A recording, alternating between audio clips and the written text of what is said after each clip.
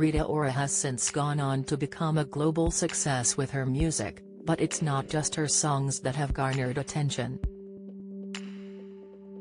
Over the years, the 32-year-old has had her fair share of controversial moments, including her headline-grabbing breakup from ex-boyfriend Calvin Harris, 38, to breaking lockdown rules for her 30th birthday.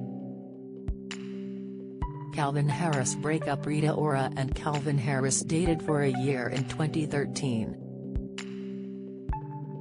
In 2014, she released her song I Will Never Let You Down, which was written and produced by the Scottish musician.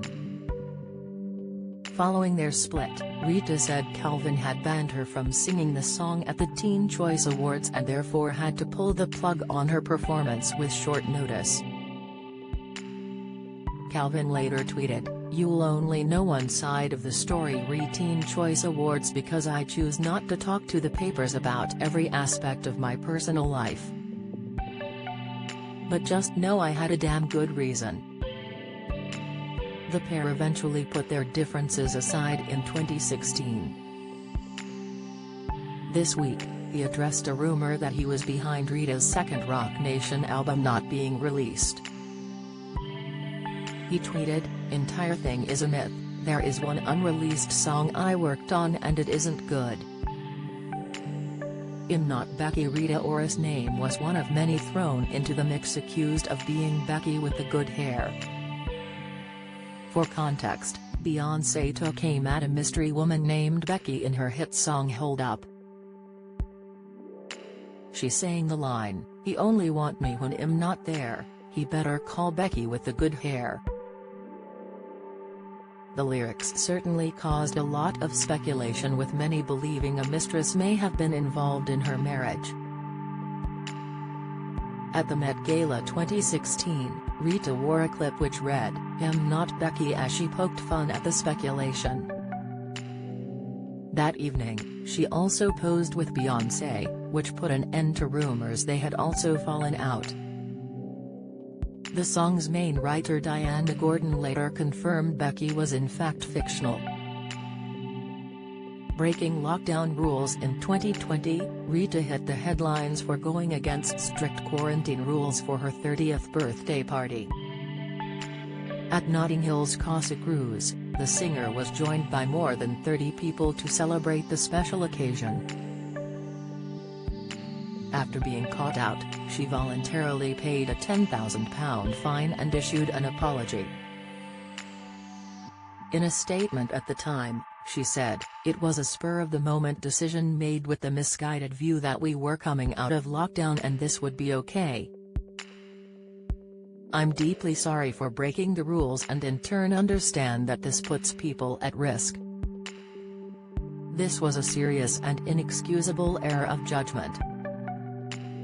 Given the restrictions, I realize how irresponsible these actions were and I take full responsibility." She went on to say, "I feel particularly embarrassed knowing firsthand how hard people have worked to combat this terrible illness and being fully aware of the sacrifices that people and businesses have made to help keep us all safe. Even though this won't make it right, I want to sincerely apologize." Another rule break: the singer attended her birthday bash 1 week after she jetted off to Cairo to perform at the 5-star W Hotel by private jet. She returned the next day and, under government quarantine rules at the time, should have isolated for 14 days. Rita released another statement apologizing for her errors. She said, "I recently flew to Egypt to perform at a corporate event for a private company, where my travel party followed protocol and presented negative COVID tests upon entry, as required by Egyptian authorities. Upon my return to Britain, I should have followed government advice and isolated myself for the required period. As you know, I didn't follow government advice and for that I apologized earlier this week. I apologize again, unreservedly. While I realize the apologetic words of a pop star might not carry much weight, especially one who has broken the rules like I have. I do realize that some might seek to follow my example. My message to them is simple: please don't." She continued, "The guilt and shame I've carried this week for my mistake aren't worth it. Instead, continue to listen to the government advice and the voices of the heroes of the NHS and take the required precautions. I will take the criticisms coming my way because I deserve them." Feud with Rihanna. In tonight's interview with Louis Theroux, Rita shut down claims she has an issue with Rihanna. Both singers were signed to Jay-Z's record label Roc Nation, but Rita took them to court in 2015 asking to be released from her contract early, claiming they neglected her.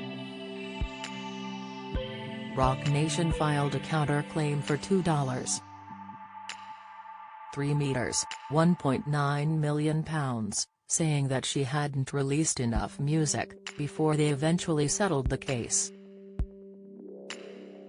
Speaking to Louis, she said, "I was recording for 2 or 3 years straight. There was a whole moment that was about to happen. I recorded a music video and they scrapped it. I felt really disappointed, like I'd let them down." He went on to say, "It's been reported that all the music was going to Rihanna. She was obviously the most established artist. She was getting first refusal on all the music and she'd sit on songs that had been written. Either way, the result was you couldn't get a look at it and she had a problem with you." Rita replied, "I can't speak for other people, but I think publicly they always put women against each other. I've been nothing but a fan and respectful of her, and I always will be." Watch the interview with Louis Theroux tonight on BBC 2 at 9:30 p.m.